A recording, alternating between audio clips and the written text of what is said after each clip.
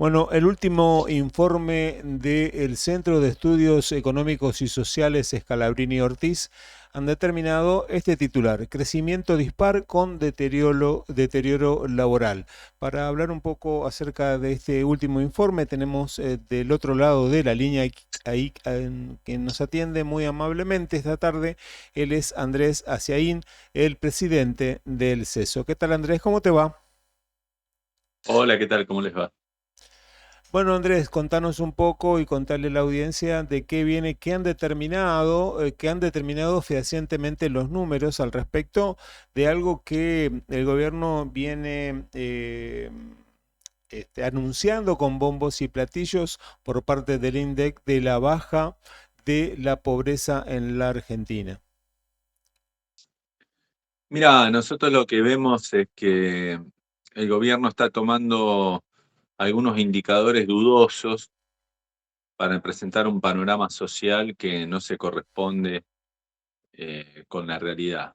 Básicamente, en materia de pobreza, nosotros lo que vemos es que está tomando un ingreso de los sectores informales que presenta un comportamiento muy particular, ¿no? Cuando nosotros vemos, por ejemplo, el último año, el ingreso de los asalariados formales, público y privado, pierde entre 2 y 5 puntos frente a la inflación, y el de los informales crece espectacularmente, más de 20 puntos por arriba de la inflación. Es un comportamiento muy raro. En general, el ingreso de los informales acompaña el ingreso de los demás sectores del trabajo. Casualmente, bueno, esa medición tiene varias cuestiones. Por una, que no hay registro concreto, se basa solo en encuestas. Tiene un rezago muy grande, casi 6 meses entre que se pregunta y se mide, que podría traer algún problema por la inflación, pero es un periodo donde la inflación es más estable, o sea que eso no debería afectar tanto, pero introdujo justo en el último año y pico modificaciones en su metodología, que el INDEC dice que son para mejorar la captación de los ingresos, y entonces nosotros sospechamos que en esa mejora, entre comillas, hay algo que se introdujo que está generando una distorsión, porque si todos pierden ingresos y los informales, que en general son más vulnerables, tienen menor capacidad de negociación, muestran un ingreso excepcional que mejora más de un 20 y pico por ciento por arriba de la inflación, eh, lo más probable es que lo que haya es un problema de medición estadística y no que los informales están viviendo la mejor etapa de su historia, ¿no? Entonces, esa distorsión en la medición de los ingresos informales, que encima son de la pirámide media para abajo, en general los que trabajan en la informalidad, creemos que también está distorsionando la medición de pobreza, ¿no? Creemos que ahí está la clave. Después hay otros elementos de cómo se mide la pobreza, que en realidad se mide la canasta de alimentos y se la multiplica por un coeficiente fijo, y también como los alimentos aumentaron menos que otros sectores como servicios o combustible, creemos que ahí puede haber distorsión. Pero me parece que la fundamental está en ese ingreso de los informales que no tiene una explicación económica lógica. Mientras todo el grupo de trabajadores están perdiendo ingresos, los informales aparecen como en el país de las maravillas, ganando cada vez más y más sobre la inflación. Andrés, hay un dato relevante que ustedes han obtenido de una manera muy robusta y tiene que ver con el crecimiento del PBI. El gobierno afirma que desde que ellos han entrado en la gestión hubo un aumento de un 10% del PBI. ¿Esto es realmente así?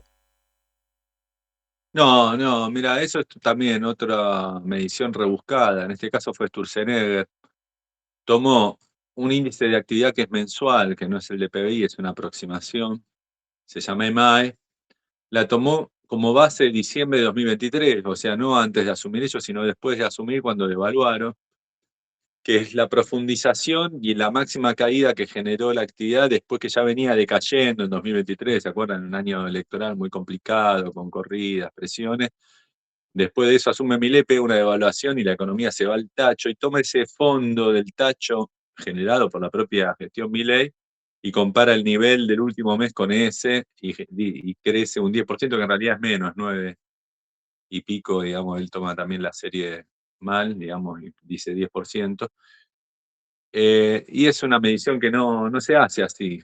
En general, para medir crecimiento, lo que se hace es se toma una base más o menos estable y se compara. Nosotros tomamos, por ejemplo, el promedio de 2022, que tampoco fue un año excepcional, pero por lo menos de una base más realista, y la actividad ahora es 1,8% superior, no 10%.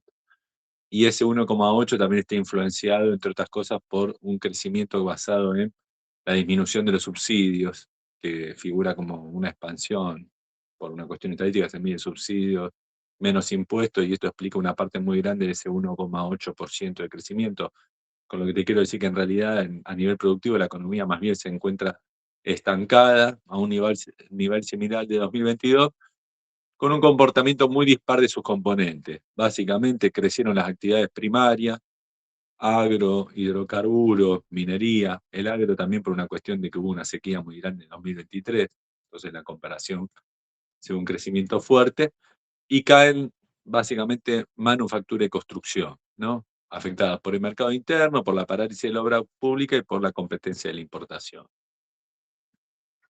Andrés, es cierto lo que ayer dialogábamos con un productor agropecuario y él nos dijo, pasamos de ser proveedores al mercado interno a ser importadores de productos agropecuarios terminados. ¿Esto es realmente así?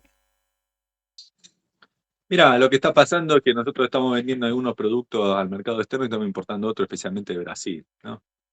El que conocemos todos, el más habitual día a día, estamos consumiendo menos carne, que aumentó la cuota de exportación y se está negociando vender más carne a Estados Unidos, de vaca, y estamos comprando cerdo brasileño, ¿no?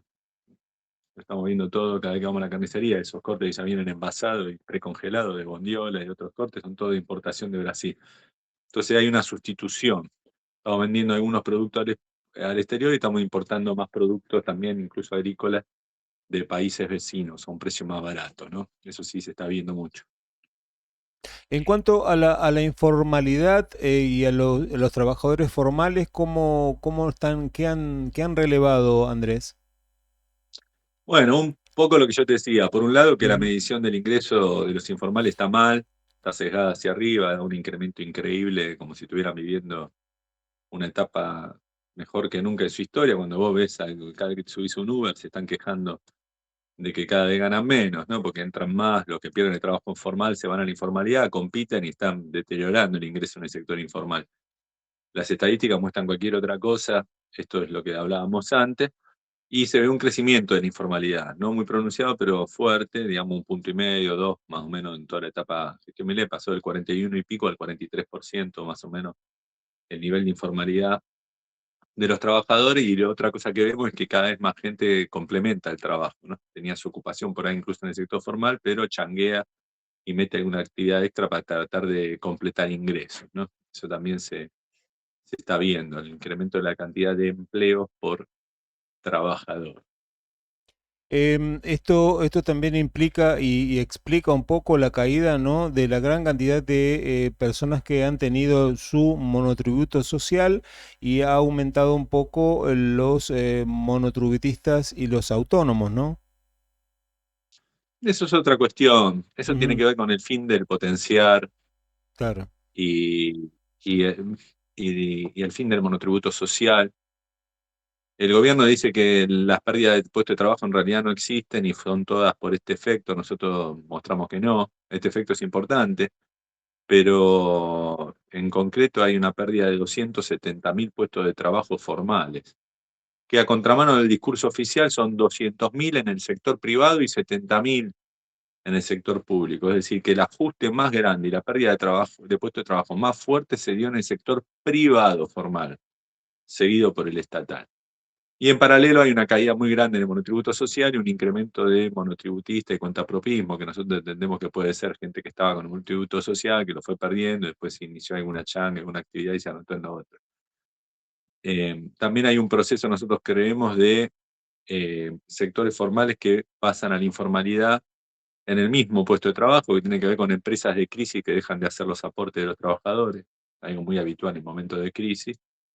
Entonces también hay un incremento de la informalidad, que es un traspaso de actividades que eran formales, que dejan de hacer aportes básicamente a la seguridad social, pasan a la informalidad.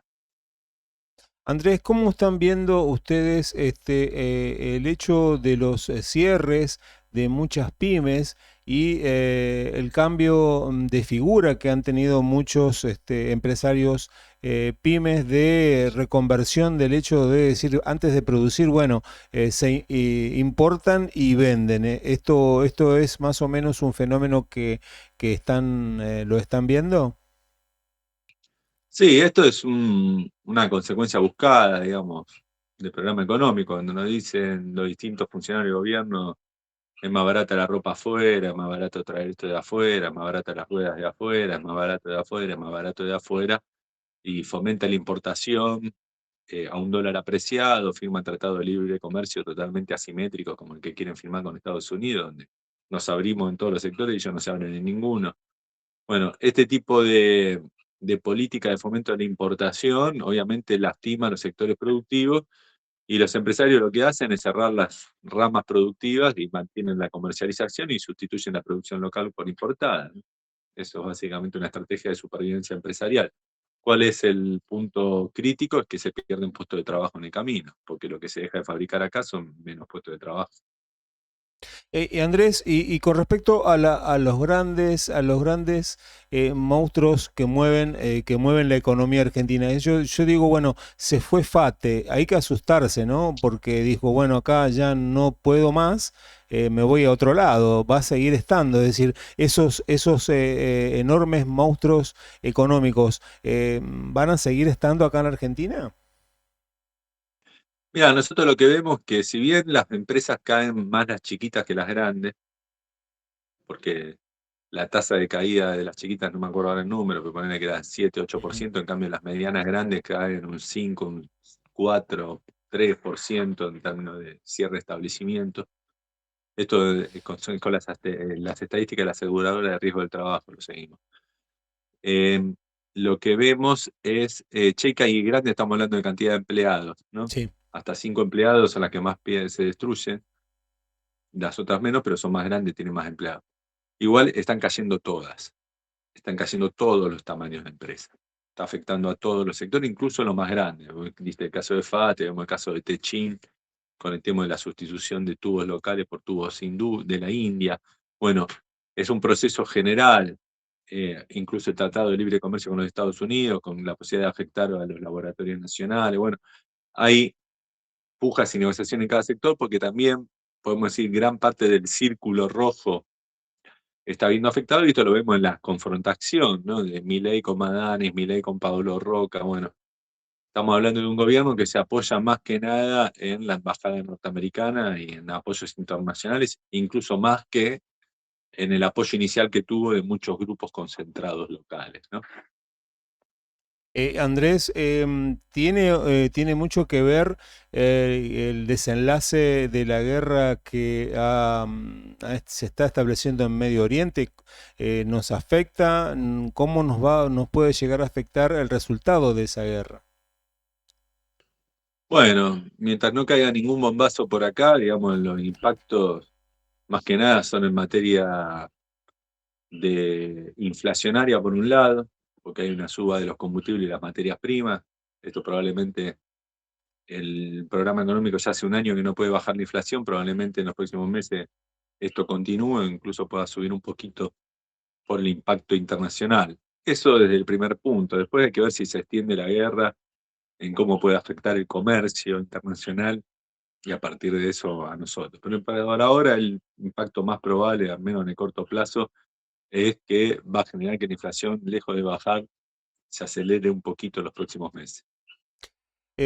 Andrés, esto nos trae un cierto grado de tranquilidad porque nosotros, después de los anuncios del gobierno que fueron de la mano del INDEC, nos hacíamos exactamente muchas cantidades de preguntas. No podíamos entender mucho por qué si estábamos tan bien y estamos saliendo de la pobreza, había tantos despidos, es decir, había muchas incongruencias. Esto un poco aclara el panorama, ¿no? Sí, sí, estamos viviendo una ficción estadística en parte del gobierno, ¿no? Como te digo, básicamente la ficción la basan en un incremento, supuesto incremento de los ingresos de los sectores informales bestial por arriba de la inflación, casi 28 puntos, que no tienen ninguna realidad. Entonces, me parece que esa ficción estadística es la que está adulterando los indicadores de pobreza. Es así. Andrés Asiaín, fue un placer haber vuelto a dialogar después de bastante tiempo. Así que un fuerte abrazo acá desde La Chalet para vos y para todo tu equipo enorme de trabajo del CES. Un fuerte abrazo. Abrazo para ustedes y saludos a todos los oyentes. Hasta aquí la palabra de Andrés Asiaín, el expresidente del Centro de Estudios Económicos y Sociales, Scalabrini Ortiz, pasó aquí por La Chalet.